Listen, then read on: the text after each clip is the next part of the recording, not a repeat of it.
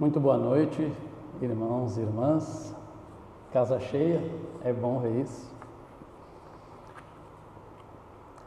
Aproveitando essa esfera de paz e tranquilidade que as preces da nossa irmãzinha nos trouxeram e que ela realmente tem esse dom especial, né, de através da sua voz trazer esse espectro de calma, né, de passividade tão especial que nos propicia uma meditação muito profunda, né, nos momentos em que ela profere as preces. Então, aproveitando esta aura, né, que nós possamos, nesta breve exposição doutrinária, recebermos algum tipo de palavra que dentro do nosso espírito repercuta de alguma forma positivamente. Que nossos trabalhos sejam acompanhados pelos nossos mentores espirituais e tão especiais. E que ao sairmos deste ambiente hoje, possamos levar os bálsamos de sabedoria e quem sabe de conhecimento amplificados onde formos. Que assim seja. Bom, o tema de hoje é o homem de bem, né? Bastaria nós colocarmos 2 letras ali ao final para que o objetivo desta exposição doutrinária mudasse completamente. Bastaria a gente colocar NS depois de bem para que esta palestra, essa exposição doutrinária se transformasse numa exposição doutrinária voltada ao mundo material. Porque é muito diferente a gente falar de homem de bens e homem de bem. Quando nós falamos no homem de bem, né, nós lembramos imediatamente do ensinamento trazido pelo nosso grande irmão decodificador Allan Kardec em O Evangelho segundo o Espiritismo, né, minha irmã? No capítulo 17, nós encontramos uma das mais belas definições sobre o que é o homem de bem, né? E, inclusive, nesta definição não se fala em nada de riqueza, de bens materiais, de ascensão profissional, de status, não se fala nada disso. Se fala apenas o seguinte: o homem de bem é aquele que procura cumprir as leis divinas em todas as circunstâncias da vida. Aí a pergunta que fica: precisa mais do que isso para ser um homem de bem? Porque se nós cumprirmos as leis divinas em todas as circunstâncias da nossa vida, nós estaremos sendo durante toda a nossa vida homens de bem. E a palavra homens aqui, ela não difere o sexo, né? Ela trata homens como qualquer indivíduo habitante do nosso planeta. Já que estamos aqui na Terra. O homem de bem, ou a mulher de bem, como queiram, ou o ser humano de bem, que eu acho que até cabe mais, né? Cabe melhor nos dias de hoje, é aquele que na sua mais absoluta simplicidade, ele consegue colocar nos seus atos os ensinamentos do nosso Mestre Jesus. O homem de bem, inclusive, já que estamos dentro de uma sociedade espírita, é aquele que consegue viver a doutrina espírita na sua plenitude. Dias atrás me encontrava falando com algumas pessoas e havíamos comentado, né, se em algum momento dentro de um centro espírita eles haviam ouvido algo que não era para o bem, que não era algo benéfico para o ser humano e para a sua caminhada nesse planeta, né? E inclusive após o seu desencarne, se alguma vez alguém tinha ouvido ou lido alguma coisa relativa à doutrina espírita que depreciava o ser humano, que de alguma forma incentivava o ser humano a promover algum tipo de maldade. E o que a gente ouviu foi um monte de cabecinhas dizendo: não, nunca ouvi, nunca li nada a respeito, nunca vi nada nesse sentido. Porque a doutrina espírita, ela nos ensina verdadeiramente que todos nós somos filhos do mesmo Pai, que todos nós somos irmãos. Independente do credo, se somos ateus ou não, se somos homens ou mulheres, ou optantes por qualquer coisa, ou ainda de qualquer tipo de raça, cor, qualquer coisa. O homem de bem é aquele que, quando adormece, ele reserva um tempo para agradecer pelo seu dia. Ele reserva um tempo para agradecer pelas ações que ele pôde cometer naquele dia. E ao mesmo tempo, o homem de bem, ao final do dia, ele pede perdão por quaisquer deslizes que ele tenha cometido e que tenham desagradado a Deus ou a Jesus, ou mesmo aos seres humanos que convivem com ele. O homem de bem é aquele que sabe quando é necessário ser humilde. O homem de bem é aquele que sabe que não pode jamais deixar seus irmãos à deriva. E aqui estamos falando, inclusive, na nossa casa. Quando nós deixamos de comparecer na nossa casa, e muitas vezes são situações muito drásticas que nos levam a não estar presentes na nossa casa, mas, de igual forma, acabamos deixando nossos irmãos à deriva. Porque os irmãos que vêm são aqueles que têm que efetivamente abraçar essa causa tão bonita que é o trabalho que a gente faz nesta casa. O homem de bem é aquele que, quando um familiar seu ou alguém do ambiente externo ao seu convívio lhe ofende porque não teve um bom dia ou não está no seu melhor dia, o homem de bem é aquele que compreende. Ele não é uma pessoa que simplesmente vai levar desaforos para casa, mas ele entende que aquele irmãozinho, aquela irmã não está num bom dia. Ele compreende e traduz aquela ofensa numa palavra de apoio, que muitas vezes muda o contexto daquela situação e, quem sabe, evita um desatino que pode durar décadas entre duas ou mais pessoas. Quando uma pessoa tenta controlar a própria irritação, e que, convenhamos, muitas vezes é complicado, principalmente quando a gente está exposto a uma determinada situação que pode mexer em determinadas circunstâncias com o nosso orgulho, com a nossa vaidade pessoal.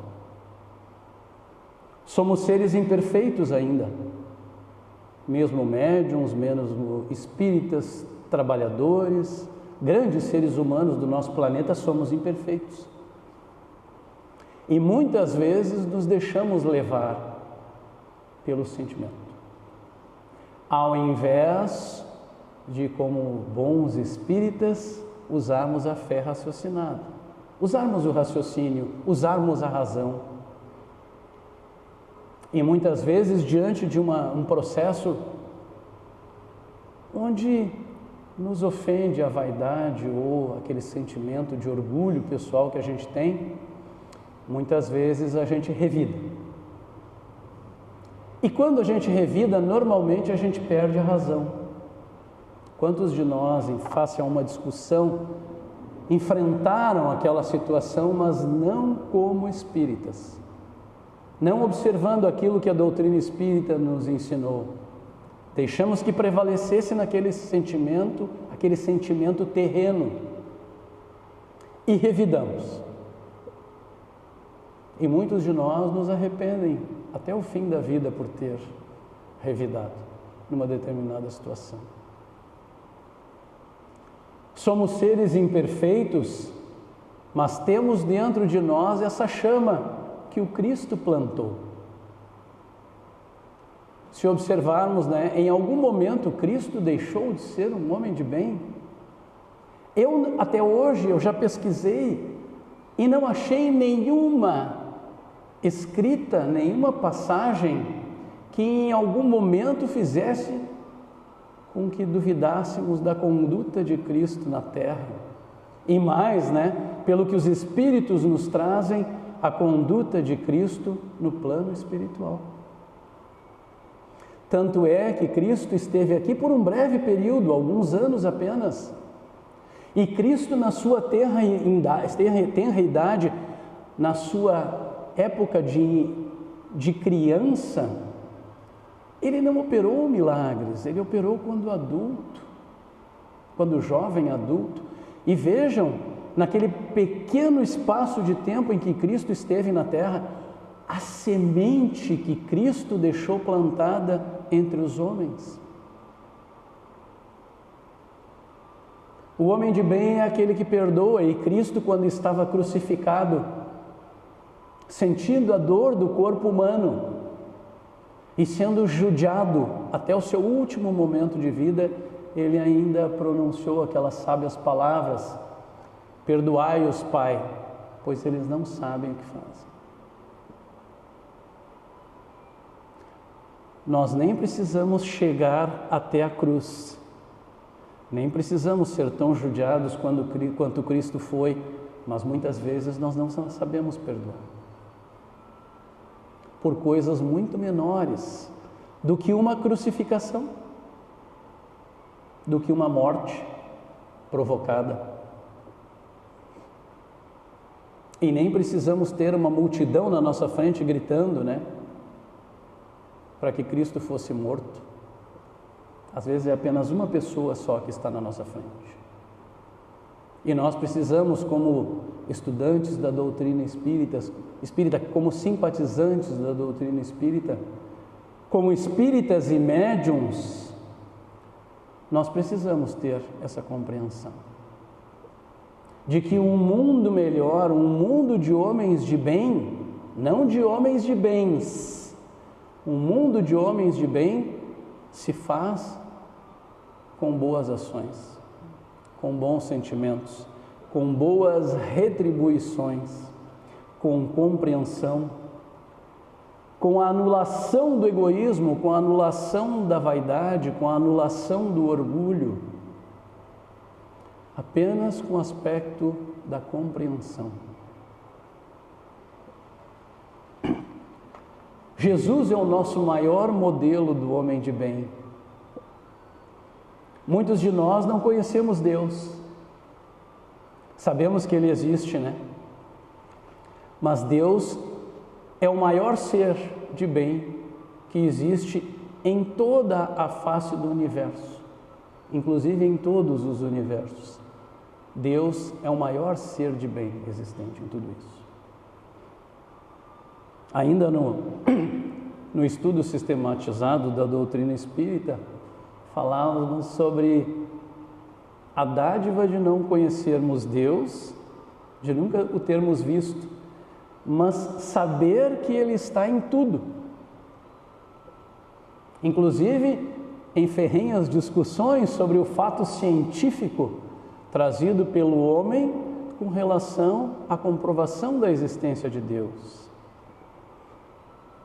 E é simples explicar isso, Porque o homem, e o homem de bem também, ele elabora suas teorias sobre a origem do universo, sobre a criação, sobre a expansão do universo, sobre a expansão dos mundos. Mas ele faz essa situação com base no conhecimento dele na Terra. Quando a espaçonave Voyager 1 deixou a Terra para iniciar a sua missão, que era explorar o nosso sistema solar, criado por Jesus Cristo há 4,5 bilhões de anos atrás, Carl Sagan, um grande estudioso da astronomia, um físico fantástico, que já desencarnou, ele pediu à NASA que quando a Voyager 1 se afastasse do sistema solar, ela pudesse ser virada em direção aos planetas do sistema solar, ao nosso sistema solar, e pudesse tirar uma foto. E aquilo deu um grande rebuliço lá na NASA, porque a NASA tinha receio de que na virada a Voyager não retornasse mais ao seu rumo original. Mas tanto foi que a pressão fez com que a NASA fizesse esta operação e a Voyager virou-se então para o Sistema Solar e tirou uma foto. E a Terra era algo tão insignificante nesta foto que Carl Sagan disse: aquele pequeno pontinho azul que aparece lá no fundo da foto é um pálido pontinho azul que se chama Terra.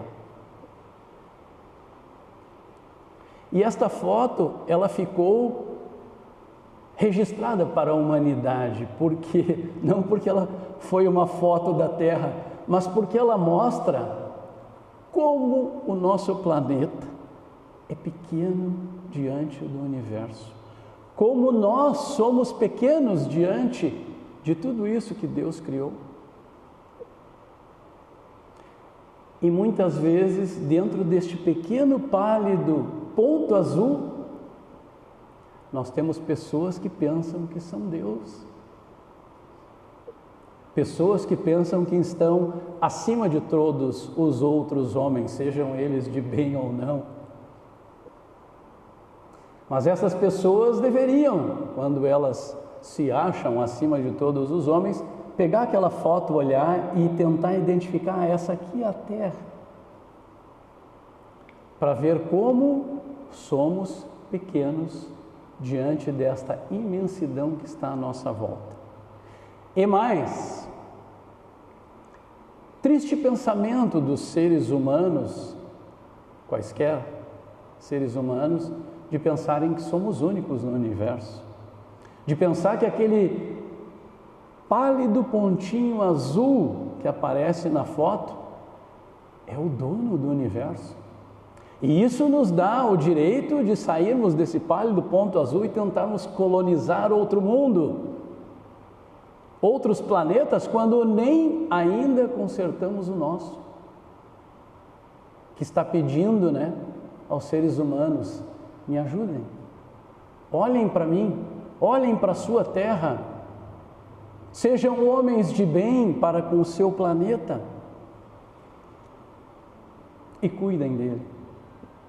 Mas estamos gastando bilhões para nos estabelecermos em outros planetas, para dizermos: o homem conquistou Marte, o homem conquistou a Lua, como se a Lua e Marte fossem nossos, Como se já não tivéssemos irmãos habitando Marte, Lua, Saturno, Urano, Plutão, Júpiter. Como os nossos irmãos espirituais nos trazem tantas vezes sobre os outros mundos habitados que existem no nosso universo, bem próximos de nós. E agora o homem, ele começa a vislumbrar mundos semelhantes à Terra, que são opções do homem viver, mas não consertamos o nosso planeta ainda. A Lua tem lixo humano, Marte já tem lixo humano, lixo de todos os tipos, porque tudo aquilo que os astronautas não podiam trazer ficou. Este é o rastro dos seres humanos, muitas vezes. Ao invés de consertar, nós destruímos. E neste momento estamos ou não sendo homens de bem? Se desejamos ser homens de bem, temos de ser homens de bem aqui primeiro, para depois sermos homens de bem em outros planetas. E não estamos falando de utopia, estamos falando de uma realidade que se tornará realidade em alguns poucos anos. Temos irmãos passando fome aqui na Terra, mas gastamos 100 bilhões de reais construindo espaçonaves para irmos até outros planetas verificar se eles são habitáveis. Certamente, num futuro não distante, teremos irmãos em outros planetas, irmãos nossos, passando fome. E aí nós procuraremos outro planeta para habitar, e outro, e outro, e outro. Isto me lembra aqueles filmes de ficção que vocês já devem ter assistido, quando somos atacados por uma civilização alienígena, né? Filmes de ficção. E eles vêm para depredar o nosso planeta. Parece que nós estamos rumo a fazer isso com outros planetas também. Então, meus irmãos e irmãs, o homem de bem, ele procura sempre vigiar suas palavras e ações. Orai e vigiai. Essas palavras nós escutamos muito aqui nas nossas exposições doutrinárias, nos nossos trabalhos espíritas. E muitas vezes nós não oramos e não vigiamos. E o fato é que, a cada vez que nos distanciamos desse cuidado, dessa vigília, nós acabamos nos tornando o oposto do homem de bem. Se queremos um mundo melhor, se queremos uma civilização melhor, nós devemos fazer por isso. Se queremos que a nossa vizinhança seja melhor, parte disso é responsabilidade nossa. Se queremos que a nossa família seja melhor, nós precisamos fazer a nossa parte, como homens de bem. Não é porque um familiar nosso tem um problema que nós vamos excluí-lo da família. Bem pelo contrário, como estudantes da doutrina espírita, sabemos que a família nem sempre é aquela reunião de entes felizes. Nós sabemos que muitas vezes a família é a nossa prova na terra. O lugar onde habitamos é a nossa prova na terra. Nosso trabalho é a nossa prova na terra. Onde estudamos é a nossa prova na terra. Com quem convivemos é a nossa prova neste planeta. E graças ao plano superior, a Deus, a Jesus, este planeta está entrando em regeneração. Por isso, cabe a todos nós acompanharmos esse processo. Caso contrário, seremos nós remando quanto o restante. A Terra jamais será um planeta de regeneração plena se os homens de bem não fizerem a sua parte. Nem sempre nós compreendemos imediatamente os motivos das nossas dores. Mas nós sabemos que elas existem. Nós sabemos quando viemos para essa terra aquilo que nós vamos enfrentar. Graças a Deus não lembramos das nossas existências passadas. Mas o fato é que nós sabemos que quando uma dificuldade se interpõe a nós, é para o nosso crescimento. A diferença entre o homem de bem e o homem não de bem é o como ele enfrenta essas dificuldades. E nós, irmãos e irmãs, temos condições de enfrentar as nossas dificuldades de cabeça erguida, sabendo que aquilo que vem para nós, seja de dor ou simples sofrimento, a perda de um ente querido, a perda de um animal querido, uma mudança na vida drástica para nós, ela sempre pode ser um processo de ensinamento. Vai apenas variar a forma como nós vamos interpretar isso.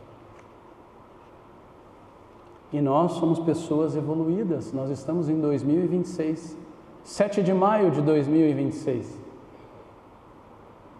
Se alguém aqui acredita, será que eu evoluí? Sim, se tu estás aqui, é porque tu evoluiu. Se tu estás tendo a oportunidade de estar nesta reencarnação, é porque tu evoluíste. Mas ainda temos muito a evoluir. Como diz o nosso irmão Lourenço nas suas palestras, né? Isso pode levar mais 1 bilhão de anos, ou 2, ou 3. E as pessoas, cada vez as pessoas nos perguntam mais, mas quanto tempo falta para eu ascender a um planeta celeste, por exemplo? E a nossa resposta é, depende de ti, de mais ninguém. Porque se eu aproveitar esta reencarnação como um verdadeiro homem de bem e eu evoluir praticando o bem, na próxima já estarei num outro patamar, e na próxima, e na próxima, e na próxima, e quem sabe em 800 anos, talvez, estaremos mais evoluídos, e quem sabe estaremos tão evoluídos que, tal qual Bezerra de Menezes, quando desencarnou, ele foi perguntado a ele: meu irmão, queres ascender a um planeta bem mais desenvolvido do que a Terra? E ele disse: não, eu quero ficar aqui e ajudar os meus irmãos da Terra. Quem sabe evoluamos tanto ao ponto de sermos tão humildes e, ao invés de ascendermos a um planeta superior, dissermos assim: não, eu fico para cuidar dos meus irmãozinhos. É bonito, Mas eu não sei quantos de nós conseguiríamos fazer isso, eu não sei se eu conseguiria fazer isso. Talvez depois de muito estudar a doutrina espírita e de muito reencarnar e evoluir, quem sabe, se me for perguntado, eu vou dizer: eu fico para ajudar os meus irmãos da Terra. Mas esse é um exercício que eu acredito que a gente tem que fazer em todas as nossas reencarnações, porque senão não vale. Eu vou deixar para a última, lá eu decido.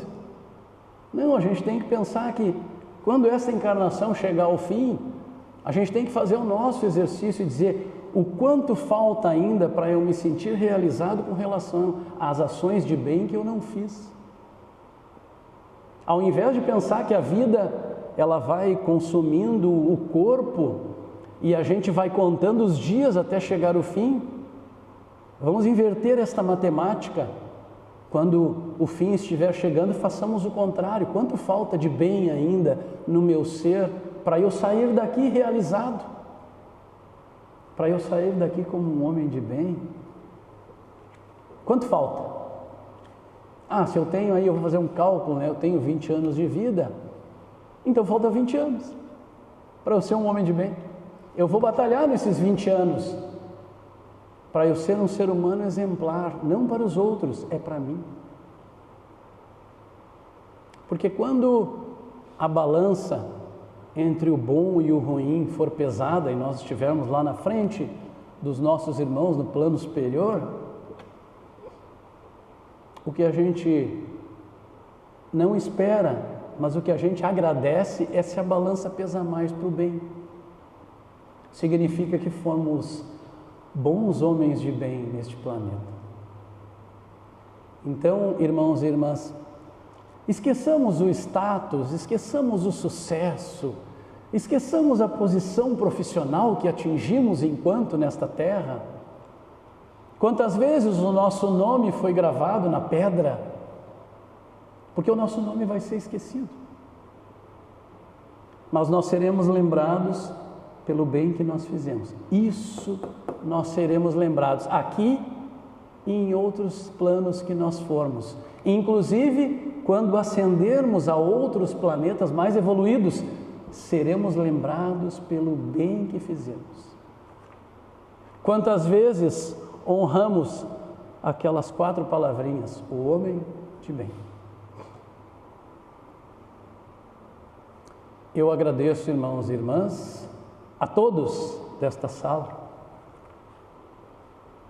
por poderem ouvir um pouquinho do que a gente tinha a dizer hoje, e que algumas dessas palavras possam ter feito sentido. De alguma forma, possamos levá-las adiante desses portões, daquelas grades que estão lá na frente, e quem sabe possamos praticá-las de verdade, diferente das pessoas que querem conquistar os outros mundos sem consertar o nosso planeta. Vamos nós consertar o nosso planeta. Vamos nós ajudar a consertar alguns seres humanos, nossos irmãos, e vamos ajudar a nos consertar. Essa muitas vezes é a nossa verdadeira missão neste planeta, independente da reencarnação em que estivermos. Muito obrigado, meus irmãos. Só aguardarmos agora que teremos em seguida o passe.